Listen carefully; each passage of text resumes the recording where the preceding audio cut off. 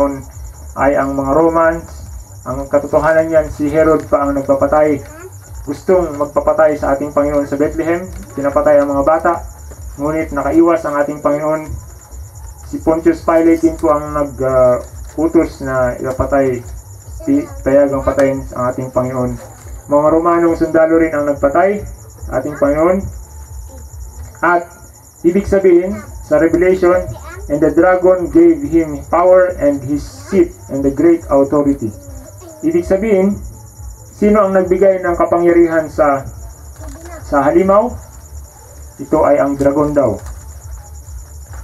Kaya meron tinatawag na the nation of Constantine. Binigyan niya ng kapangyarihan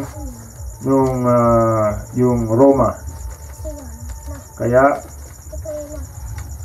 nandito na tayo sa Vatican City. Naging Bishop of Rome ay naging hari, head of church, at saka naging siyang hari. So meron siyang union of church and state. Ang Vatican City ay nasa gitna ng Roma, nasa pinanggalingan ng Roman Empire. At hanggang ngayon, nandun pa rin sila. Sila ay hindi lang religious power, kundi political power din. Ang pinag-uusapan dito na beast ay sa propesya ay ang organization or ang theology. Hindi ito yung mga tao doon.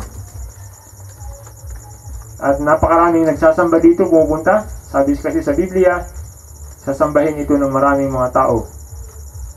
Tapos tingnan natin kung ano itong close study of the identifying marks of the power of Revelation 13 makes clear that it is the same power that symbolized the little horn of Daniel 7, which we considered before. Sabi ni Prophet John, the power would have distinguishing mark and it would carry the force upon everyone in the world. It causes both small and great, poor and free and slave to receive a mark on their right hand or on their forehead, and that no one may buy and sell except one.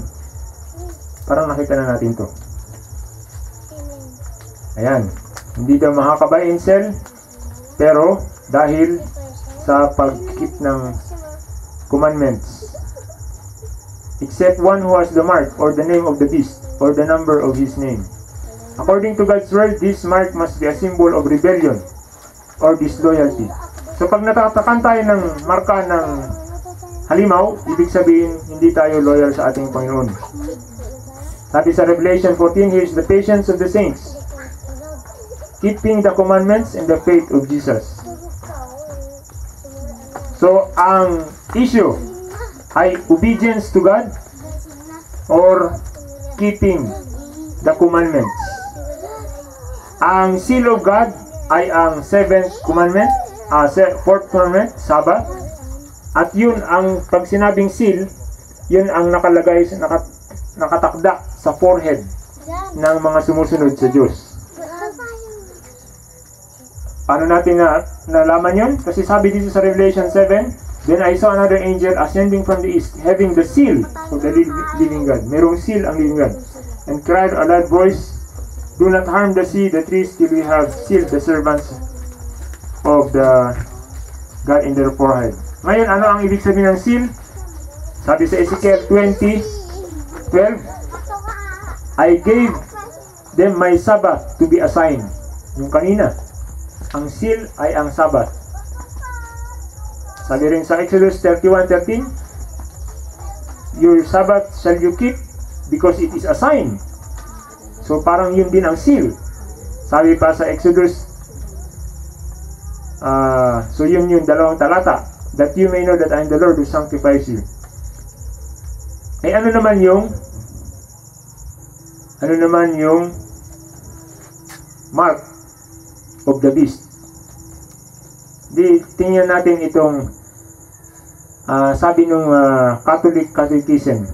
How to prove that the church has power over the feast and holiday? Ang answer, by the very act of changing the Sabbath into Sunday, which Protestants allow of, and therefore they fondly contradict themselves by keeping Sundays strictly and breaking most of other feasts.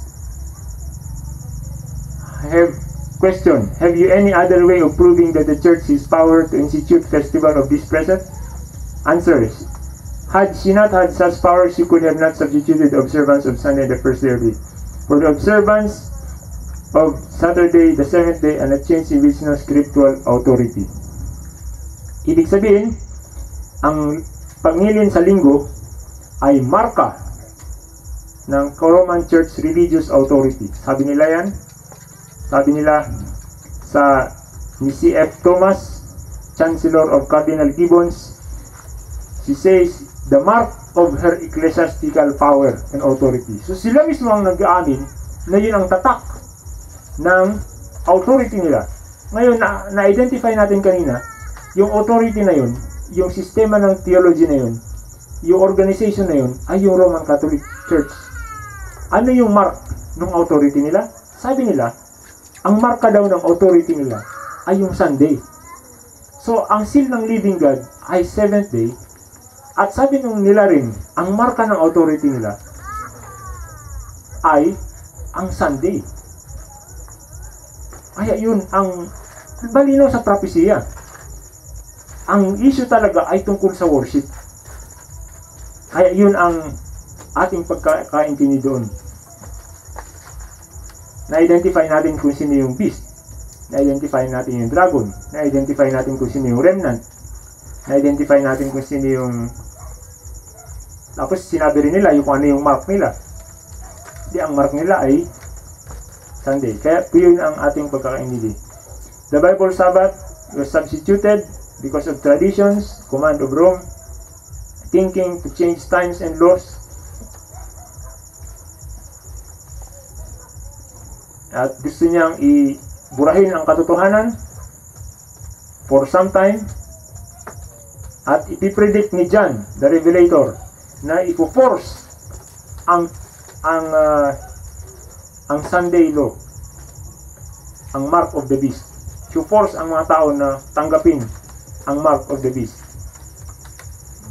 He causes all great, rich, and poor to receive their mark on the right hand or on the forehead, that no man may sell, buy or sell. Ibig sabihin, yung Sunday law, pag hindi ka sumunod dun ma-restrict ang rights na buy and sell. So, ang mangyayari, tinitingnan natin kung anong mangyayari na ngayon. In order to fulfill the prophecy, it will try to use civil governments, yung mga gobyerno, to enforce its mark of authority at the end time on everyone.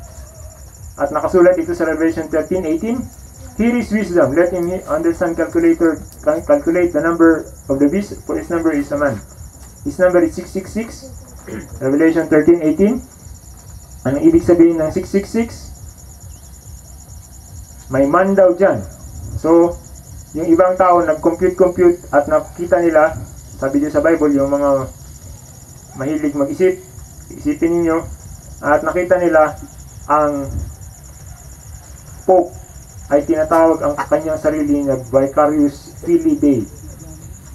Ang ibig sabihin, Vicar of the Son of God, hindi ko alam kung ano yung Vicar. Ang ibig sabihin, ang sabi rin nila sabi nila Catholics hold that the church, which is a visible society, must have a visible head. So, pag kinompute ng yung Vicarius Filii Dei sa Roman numerals, kung napag-aralan nyo sa elementary ito, pag sinam nyo lahat ng Roman numerals sa Vicarius Filii Dei, ang equals nyo ay 666. So, isa pa itong karagdagan sa mga clue kung sino yung may mark, sino yung beast, at ano yung mark of the beast. So, anong maintindihan natin dito? Na ang issue ay ang worship, kung anong araw ang i-worship. Pero, nandyan ang Sabbath, nandyan ang Sunday, at ang mark of the beast ay magiging yung Sunday law. Enforced Sunday keeping, pag nandyan na yung Sunday law. Ayun, magtatanong surang iba sa inyo, ang iba sa atin, yung mga nangingili ng Sunday ngayon, may mark na ba sila ng beast? Nasabi ni Ellen G. White, wala pa. Kasi hindi pa na-implement yung Sunday. Hindi pa pino-force. Sabi sa prophecy, pag pino-force, yun na yung Sunday law. Bakit si Martin Luther, Sunday keeper siya, pero wala siyang mark of the beast? Kasi hindi pa in-enforce yung Sunday law.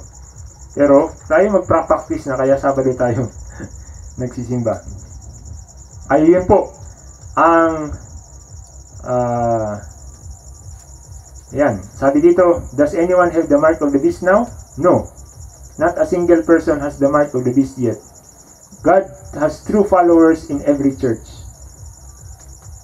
When the mark of the beast is enforced by civil law, every person must then choose between allegiance to God by keeping the Sabbath according to the commandments of God, or allegiance to the beast by keeping the substituted man's authority. Alalahanin natin, may pressure ito galing sa government. Then and only then will anyone receive the mark of the beast. To every soul will come the crucial tests. I shall obey. Tayo ay susunod sa Diyos or sa tao. So hindi lang ito tungkol sa araw-araw, kung Sabado o Linggo, kasi ang nag-i-identify ang ibig sabihin kung sumasamba talaga tayo sa Diyos. Sabi sa Romans 6:16, do you not know that whom you present yourselves slaves to obey, you are the one slave to whom you obey, whether sin. So kung sino yung sinusunod natin, siya yung master natin. Kung sumusunod tayo sa 7th day, ang master natin ay yung gumawa ng 7th day. Pag sumunod tayo dun sa ibang araw, naku, magkakaroon tayo ng mark of the beast, at saka ang sinusunod natin ay yung beast. Sabi, di ba? Ang nag-worship dun sa halimaw ay nag-worship din siya dun sa beast. So, may choice. Balang araw, magkakaroon talaga ng choice. Ang timbangan, ang ibang mag-pressure dahil gusto nilang bumili. Pero, huwag sana natin makalimutan kung ano ang nasa desisyon na yun. Una-una, darating ang boycott. Bawal bumili ang ayaw sumunod ng Sunday law. Tapos magkakaroon ng mga mark. Yung may mark ng beast, magkakaroon ng 7 last plagues.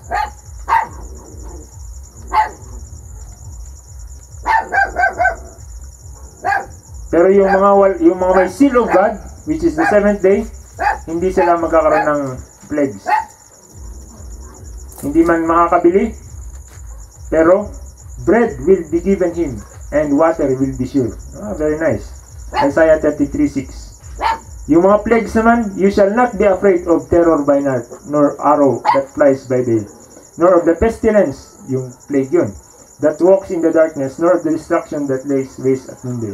So yung may mga seal of God, hindi tayo matakot sa plagues. 1,000 may fall at your side, and 10,000 at your right hand, but it shall not come near you. Only with your eyes you shall look and see the reward of the wicked. Titingnan lang natin yung mga nagkakasakit ng plague. Ganda ng nakasulat sa Biblia. Because you have made the Lord, even the Most High dwelling place. No evil shall befall you, and nor shall any plague come near your dwelling. Kaya kailangan natin sumunod sa mga gusto ng ating Panginoon, kahit sa health law, para hindi tayo ma-plague ng health plagues. For he shall give his angels charge over you, to keep you in your ways. But God, so ang mga sumusunod, and at that time Michael shall stand up, the great prince who stands watch over the sons, and there shall be a time of trouble such as there never has been such a nation, even to that time. And at that time your people shall be delivered. Napagandang balita. And everyone who is found written in that book, yun ang panakita ni Prophet John. And I saw there was a great sea, glass mingled with fire. Ito yung, and them that got him the victory over the beast, over his image, and over his mark, and over the number of his name, shall stand on the sea of glass, having the harps of God. So lahat tayo tutugtog ng mga instrumental na may string. O, siguro yung violin, harp yun. Siguro yung harp na totoo. Even now, so yun po, mapapanugumpayan ang beast, ang image ng beast, ang mark ng beast, at ang pangalan, ang number ng pangalan. Wala palang nakalagay ang number ng pangalan, no? Kaya ang sabi ng ating Panginoon, ang panawagan niya, kung tayo ay nakikiugnay pa dun sa beast, come out of her my people. Ang tinutukoy na her dito ay yung beast na natukoy natin sa propesya. pag nakarinig kayo ng sinasabi, come out of her, yung her ay sinasabi ni Adventist Church, sabi ni Ellen G. White, hindi galing sa Diyos yung mensahe na yun. Lest you share in her sins and lest you receive her plagues. No. Diyan ulit yung plagues. So, tatakutin tayo. Katulad kay Shadrach, Meshach, and Abednego, tatakutin tayo, pipressurein tayo, pero wag natin kalimutan ang ating Panginoon. Hindi pagkasama natin sa apoy, hindi tayo masunog. Kaya darating ang Panginoon, tayo salubong sa Kanya. At yan po ang pag-aaral. Malinaw mga kaibigan? Ang ganda, no? Kung hindi malinaw yan sa inyo, ulit-ulitin lang. Lumilinaw yan ng lumilinaw. Yan po ay pinapakinggan ko kasi yung mga nagle-lecture dun sa aking bahay sa studio. Yan lagi ang topic. Yan lagi ang topic dahil sabi ko sa kanila, ang pinaka-intinitin sa YouTube, sa lahat ng video ko ni Mark Finley, ay yung lecture ni Mark Finley dyan sa Mark of the Beast. Ganito rin ang laman dahil ang gumawa nitong presentation ay sila rin sila Mark Finley. Kaya ganito po ang ating pagkakaintindi nito. Minsan may nagle-lecture na ang Mark of the Beast ay ang computer chip.